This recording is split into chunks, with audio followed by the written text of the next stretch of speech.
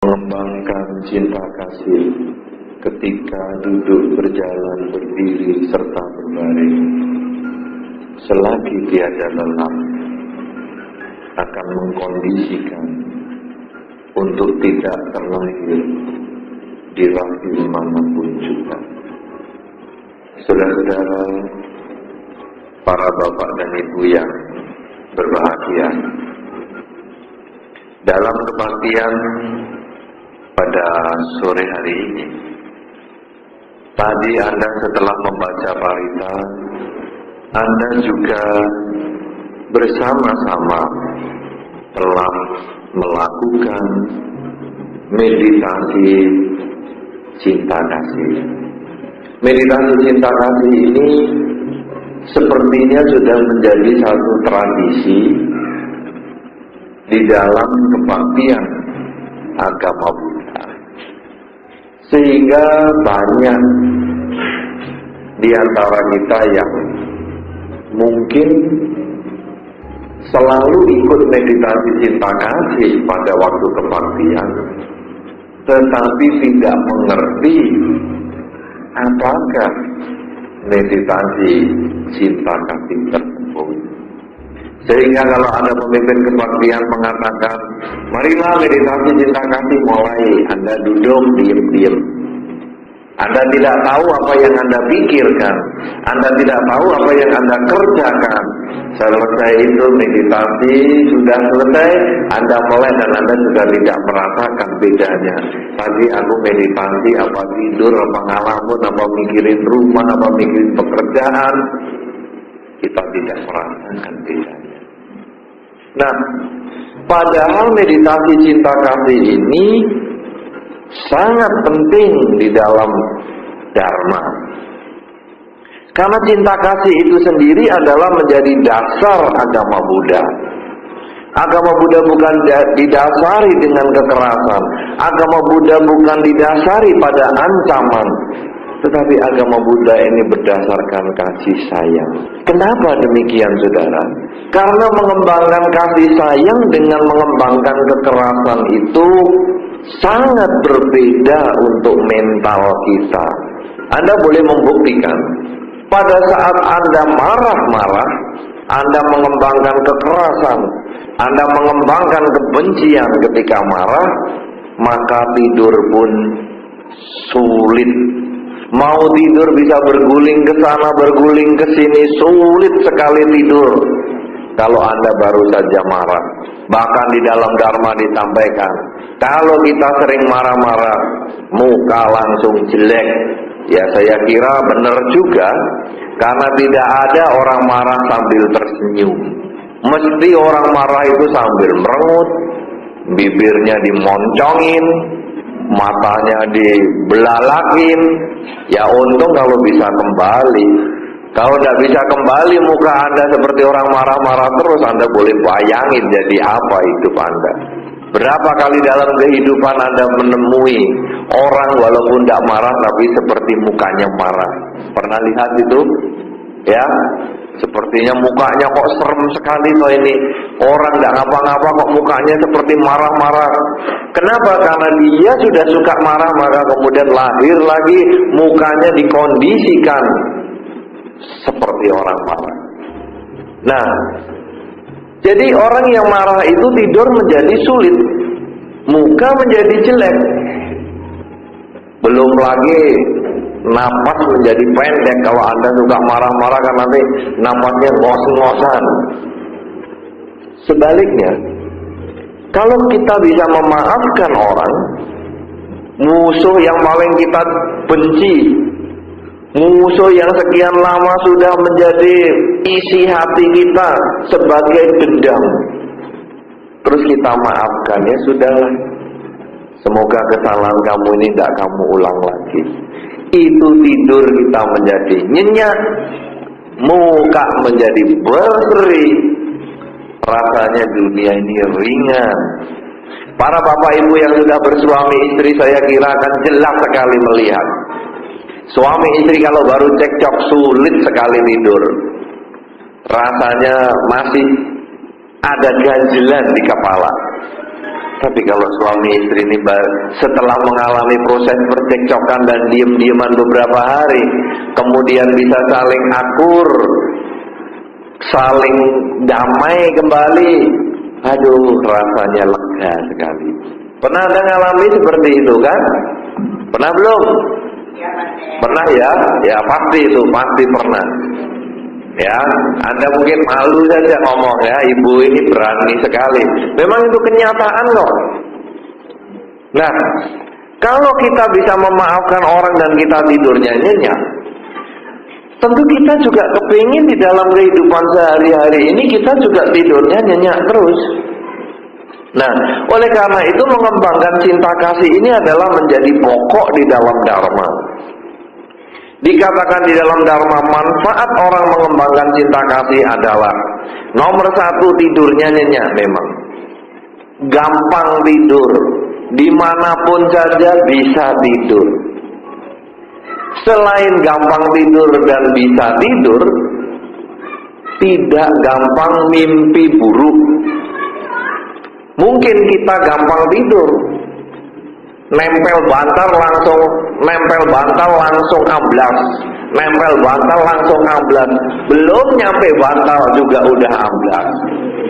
Mungkin kita gampang tidur, tetapi kadang pada waktu tidur kita mimpi dikejar-kejar demit, mimpi orang meninggal, mimpi mayat hidup mengejar kita, sehingga kita bangun rasanya keringatan semua.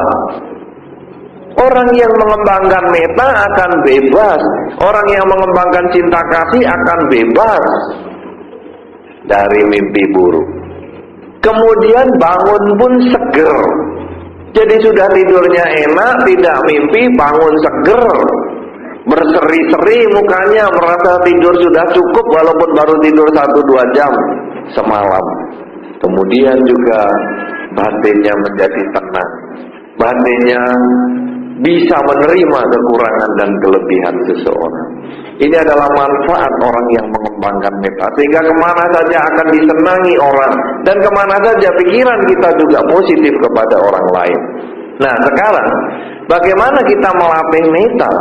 Bagaimana kita melatih cinta kasih supaya kita tidur enak, bangun enak, ngimpi pun tidak ada yang buruk. Pada waktu kebaktian Anda sebetulnya sudah diberi kesempatan melatih meta, tetapi kadang kita tidak diberi pengarahan bagaimana mengembangkan cinta kasih atau meta itu. Dan pengembangan cinta kasih atau meta bukan hanya pada waktu kebaktian. Pengembangan cinta kasih atau meta itu juga harus dilakukan di rumah kita, dilakukan di dalam kehidupan sehari-hari kita. Bagaimana sekarang caranya, saudara? Pada saat kalau kita duduk bermeditasi itu kita bisa duduk di kursi, boleh seperti ini, atau Anda duduk di atas lantai bersila juga boleh. Nah, Anda berusaha untuk duduk tegak.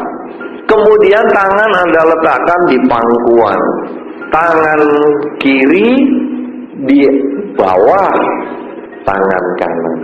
Ya, jadi kalau Anda melihat Buddha Rupang yang paling besar ini, tampak di situ bahwa tangan kiri berada di bawah telapak tangan kanan.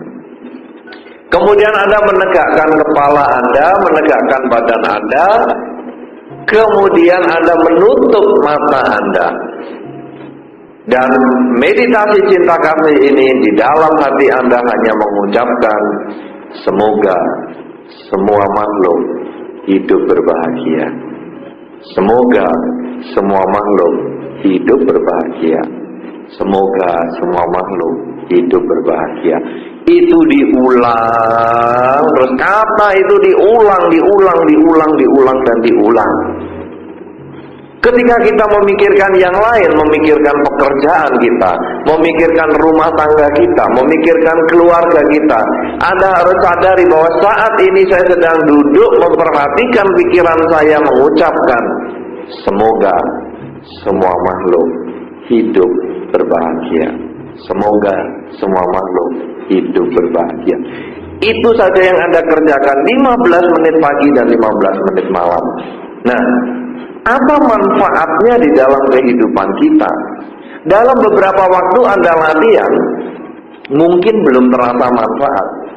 Tetapi dalam kira-kira mungkin 1-2 bulan setelah Anda latihan pagi dan sore seperti itu, ketika Anda mungkin akan tidur, terpikir hal yang menjengkelkan, musuh kita, orang yang tidak kita sukai, ketika Anda bisa mengatakan, ya, semoga kamu bahagia. Ketika Anda bisa mengatakan demikian, berarti meditasi Anda yang tadi Anda selalu mengucapkan semoga semua makhluk hidup berbahagia itu sudah mencapai tingkat yang cukup baik. Tetapi ketika Anda tidak bisa tidur dan Anda masih jengkel terus sampai pagi, Anda masih, aduh, orang itu kok menjengkelkan, membuat dagangan saya sepi, membuat rumah tangga saya kacau, membuat saya tidak nyaman bekerja, sampai pagi Anda masih merenung begitu, berarti meditasi cinta kasih kita belum berhasil. Jadi tandanya meditasi cinta kasih kita berhasil adalah kalau kita mengucap di dalam hati begitu kejengkelan muncul, ya, semoga kamu bahagia. Lebih berhasil lagi ketika malam hari kita sudah tidur, kemudian mimpi buruk. Nah, ini dia. Pada saat mimpi buruk, apa yang Anda ucapkan pada waktu itu? Ketika Anda mimpi dan ketemu demit misalnya, Anda takut sekali, Anda pengen lari tidak bisa, apa yang Anda sebutkan? Itulah yang ada di dalam pikiran Anda. Kalau Anda memanggil, ibu, ibu, ini ada demit, oh berarti Anda itu konsep otaknya, pikirannya hanya pada ibu. Atau Anda memanggil sang Buddha ada demit, sang Buddha ada demit, berarti konsep pikiran kita ini sang Buddha sebagai berhala. Berarti kalau kita membaca parita di depan Buddha rupa, Anda minta sesuatu. Oh sang Buddha saya minta selamat, oh sang Buddha saya minta rezeki. Karena konsepnya selalu begitu, maka pada saat muncul mimpi buruk, oh sang Buddha saya dikejar demit, pikiran yang salah. Agama Buddha tidak meminta kepada patung, karena patung ini hanya sebagai lambang. Kalau patung ini bisa menyelamatkan Anda, dia datang ke sini bisa datang sendiri. Dia didorong, dia bisa menghindar. Tetapi didorong ya pecah.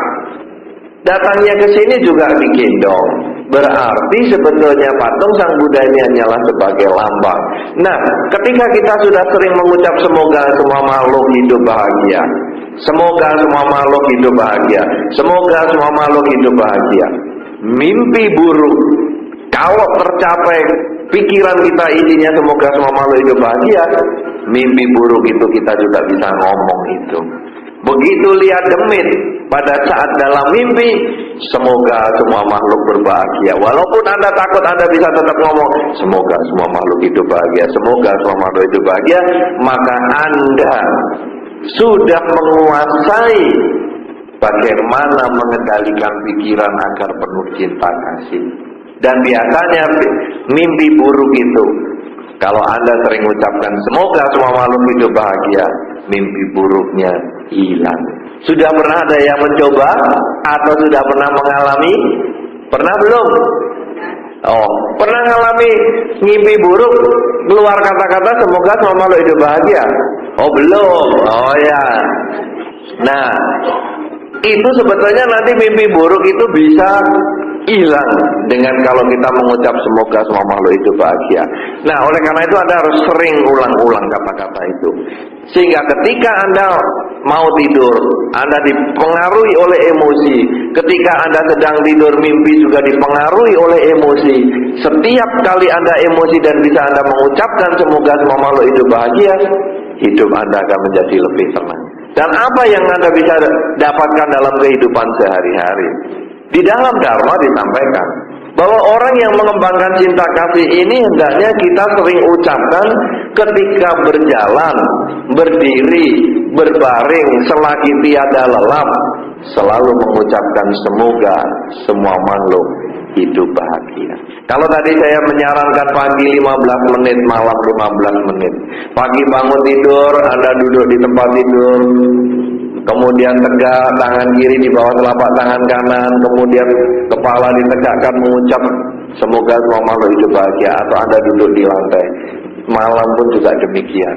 Tetapi sebetulnya nanti kenyataannya setiap saat Anda akan selalu begitu. Anda ketika dari rumah menuju ke wihara, Anda bisa mengucap di dalam hati juga, kebetulan nganggur-nganggur, tidak ada musik yang Anda dengar, tidak ada pembicaraan yang perlu Anda katakan, Anda bisa mengucap di dalam hati, semoga semua makhluk hidup berbahagia. Sehingga begitu ketemu orang yang menjengkelkan, Anda tetap akan keluar, semoga kamu bahagia. Marah pun Anda bisa di dalam hati mengucapkan, semoga kamu bahagia. Kalau sudah demikian, kejengkelan, kebencian hilang dari pikiran kita. Kalau kebencian, kejengkelan hilang, dan kita bisa latih terus kata-kata semoga semua makhluk hidup bahagia itu, bahkan nanti dikatakan di dalam Dharma, di dalam akhir sutta yang disebut Karaniya Metta Sutta, kita bisa menyelesaikan kelahiran kembali. Kita tidak terlahir di rahim manapun juga. Kita tidak akan terlahir di alam manusia, di alam surga maupun di alam neraka, tetapi kita akan mencapai kesucian. Hidup menjadi tenang, pikiran menjadi seimbang. Inilah sesungguhnya kekuatan cinta kasih, saudara. Karena itu cobalah kita praktekkan di dalam kehidupan sehari-hari. Paling tidak Anda sering mengucap semoga semua makhluk hidup bahagia. Ada beberapa bukti yang sudah pernah dialami oleh beberapa umat. Contoh yang paling sederhana, rumah ada tikusnya. Orang ini dulunya jengkel sekali dengan tikus. Dia kebetulan kerja di bidang spare part. Nah, tikus ini suka menggigit kardus, ujung-ujung kardus pembungkus spare part itu, sehingga spare partnya kurang laku akhirnya. Nah, orang ini jengkel, mau dipasangi lem tikus, nanti karma buruk. Mau diendrit, dikasih makanan tikus yang beracun, nanti tikusnya mati di pelapon, malah baunya tidak karuan. Akhirnya saking habis akalnya, sudahlah mengucap semoga semua makhluk hidup bahagia, semoga semua makhluk hidup bahagia. Jadi dia kalau buka toko, dia tanam pasang dupa, kemudian dia mengucap semoga semua makhluk hidup bahagia itu selama 15 menit sebelum buka toko. Dia lakukan itu terus menerus 1 bulan, tikusnya pergi. Itu ada bukti nyata orangnya yang sudah membuktikan. Lalu malah ada lagi orang mengatakan, pada waktu mendengar cerita itu dia mengatakan, oh berarti saya juga punya pengalaman, bukan tikus yang pergi. Apa itu? Tokek. Rumah saya itu banyak tokeknya. Susah tidur saya karena di kamar di mana kotorannya juga besar-besar. Ya, nah kemudian bagaimana? Saya ya habis akal. Mau dipasangi jepretan ya tentu tidak bisa. Dipasangi lem tokek belum dibuat. Lalu bagaimana sekarang? Semoga semua makhluk hidup bahagia. Bacain semoga semua makhluk hidup bahagia, semoga semua makhluk hidup bahagia. Itu selama kira-kira 1 bulan juga tokeknya pindah. Bisa, saudara. Bahkan ada beberapa umat, saya mendengar, tidak langsung saya dengar, tetapi ada dia cerita kepada orang lain, rayap di rumah pun bisa hilang dengan semoga semua makhluk hidup bahagia. Ini sesungguhnya merupakan sesuatu yang luar biasa, saudara. Kenapa?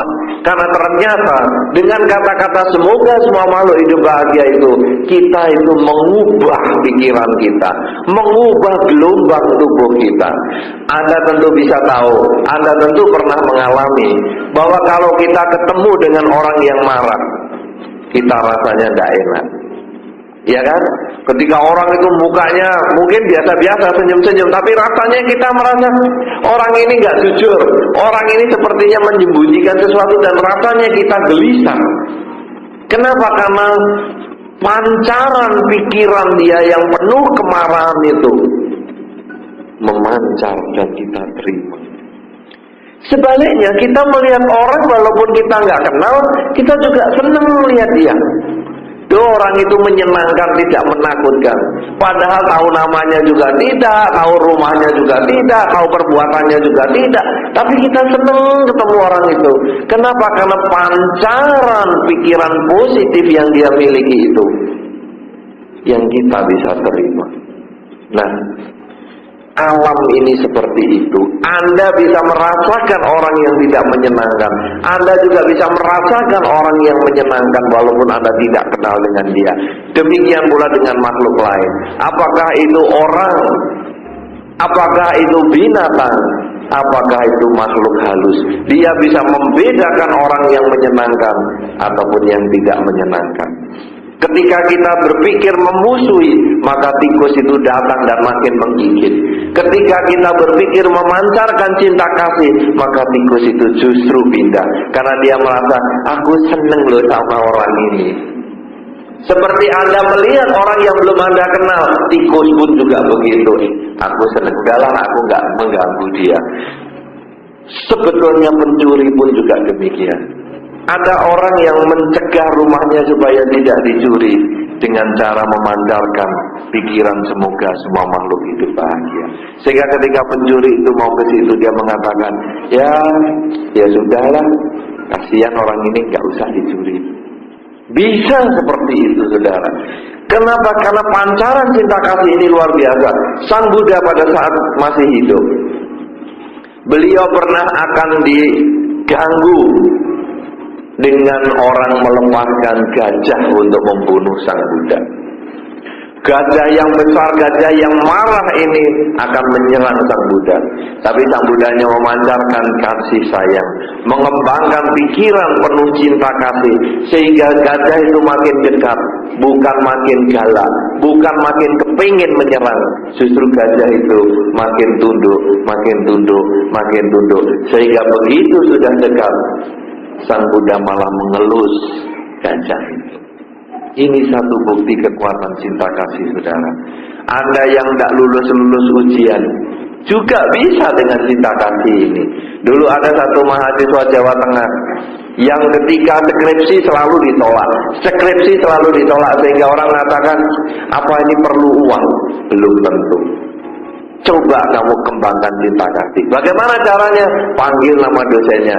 Semoga si A bahagia, semoga semua makhluk bahagia. Bacain terus itu tiap malam, semoga si A bahagia, semoga semua makhluk bahagia.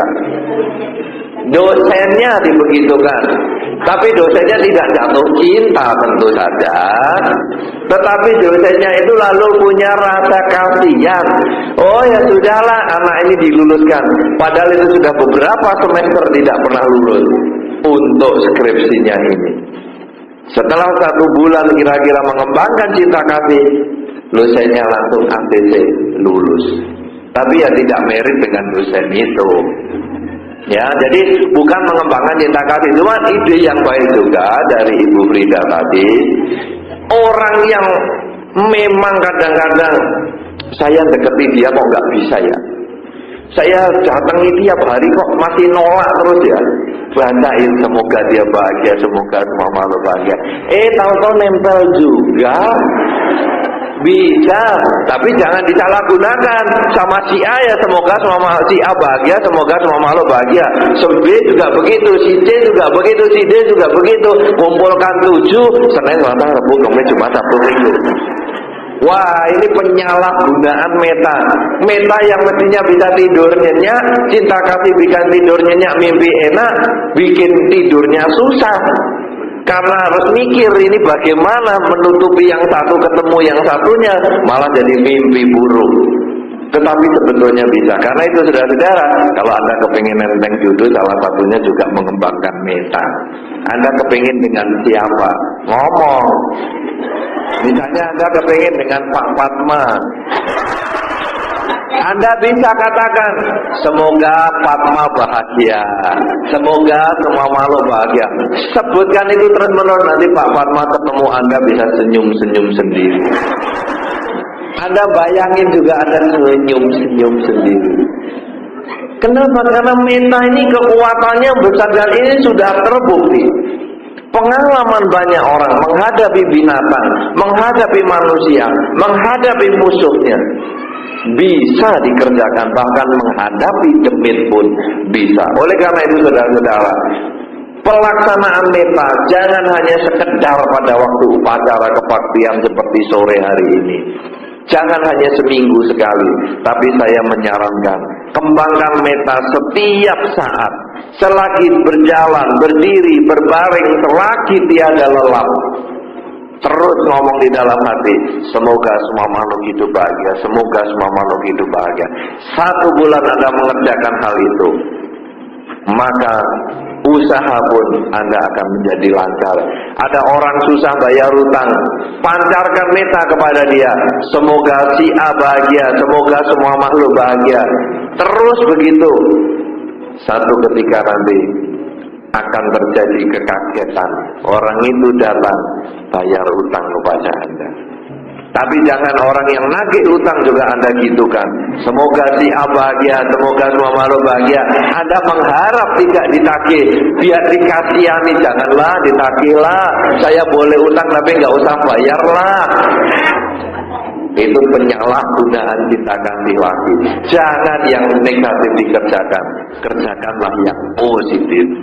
Buktikan dalam 1 bulan saudara, maka Anda akan selalu pengen mengembangkan meta selagi berjalan, duduk, berdiri maupun berbaring. Oleh karena itu saudara-saudara, agama Buddha ini bukan agama sembahyang saja. Anda boleh datang ke wihara memasang dupa dan lilin dan membaca parita, tetapi itu bukan agama Buddha. Sesungguhnya itu hanyalah tradisi Buddhis. Kalau Anda hanya puas dengan datang membaca parita dan memasang dupa lilin, maka Anda hanyalah umat Buddha yang tradisional. Tetapi ketika Anda datang ke wihara, kemudian pulang Anda tetap mempraktekkan ajaran yang ada di wihara, salah satunya sering mengucapkan semoga semua makhluk hidup berbahagia, maka sesungguhnya Anda adalah umat Buddha yang sejati. Karena umat Buddha yang melaksanakan Dharma. Dan mereka yang melaksanakan Dharma, mereka lah yang akan memetik manfaatnya sebagai seorang umat Buddha. Karena itu saudara-saudara, marilah kita bersama-sama melakukan latihan meditasi cinta kasih ini sesering mungkin, 15 menit pagi, 15 menit malam dalam 1 bulan. Tunggu dan lihat apa hasil yang Anda peroleh. Sahabat baru, pacar baru, pasangan hidup baru. Ya janganlah pasangan hidup yang baru, nggak usah. Tetapi pasangan hidup menjadi lebih kasih sayang kepada kita, rumah tangga lebih harmonis, anak kita yang nakal lebih gampang diatur, anak yang baik menjadi semakin baik, dan hidup kita akan penuh kebahagiaan. Cobalah hal ini, maka Anda akan baru bisa membuktikan kebenaran Dharma. Karena di dalam Dharma kita adalah datang untuk membuktikan ehis pasiko, bukan datang hanya untuk percaya. Semoga Anda selalu berbahagia di dalam pelaksanaan Dharma. Semoga Anda semua selalu yakin di dalam Dharma. Semoga semua makhluk, bagi yang tampak maupun yang tidak tampak, akan memperoleh kebaikan dan kebahagiaan sesuai dengan kondisi karmanya masing-masing. Sampai santa bawantu sukitata.